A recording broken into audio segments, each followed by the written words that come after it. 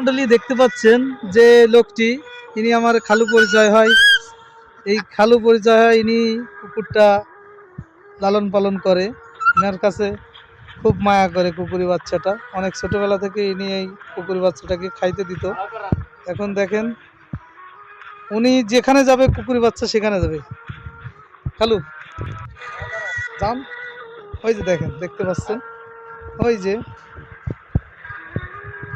হ্যাঁ খালু, একটু কলে নেন। আরে না না, আরে কামড় দেবে না, এই কিছু কয় না ও। হ্যাঁ দেখেন কুকুরি বাচ্চাটি আসলে ওনার খুব মায়া করে। আসলে মহব্বত না থাকলে মানুষের ওই যে প্রাণীটা তার এত আপন হয়ে উঠতে পারতো না।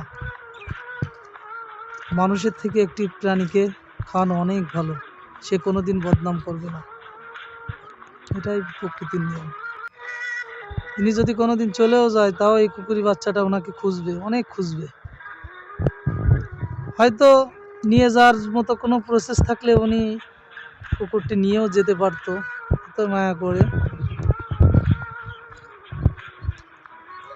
আপনারা বেশি বেশি করে লাইক কমেন্ট করবেন, শেয়ার করবেন। কুকুরি বাচ্চাটা দেখেন, এই আঙ্কেল কাছে সবসময় কুকুরি বাচ্চাটি থাকে। আঙ্কেল, এই কুকুরি বাচ্চা আপনি কতদিন থেকে পালন করেন? 4 মাস। এই বাচ্চাটার বয়স কেমন হবে? 4 মাস কম হবে। 4 মাস, 4 মাস। এই 4 মাস থেকে আপনি খাইতে দেন, তাই তো? এখন আপনি যেখানে যান সেখানে যায়, পাশাপাশি যাবো, সবসময় পাশাপাশি থাকে, তাই না? আপনি দর্শকের উদ্দেশ্যে কিছু বলবেন যে আসলে কুকুরি বাচ্চা বা প্রাণীকে মানুষ ভালোবাসে কেন, আর ভালোবাসা উচিত কেন? আরে ভালোবাসা কি একটা অবলা জিনিস, মনে করো ভালোবাসা লালন পালন করলে ওটা একটা মহব্বত মায়া লাগে, এই আর কি। হ্যাঁ অবশ্যই, আর কিছু না। ওই খাওয়ান দিলে তার পাশে যাবে, খাওয়ান না দিলে তার কাছে যাইব না। হ্যাঁ এর কামই চলে এটাই। হ্যাঁ, আসলেই এটা একটা কঠিন একটা বিষয় যে সবার কাছে আবার যাবে না। না, ঠিক আমি আছে। এখন থেকে যদি পাও তুলি ওই উঠে যাবে পাশাপাশি। হ্যাঁ, তো জানতো আপনার, আমাদের দেখান, দর্শকদের দেখান। হ্যাঁ আসলেই তো অনেক, এই তো সুপার।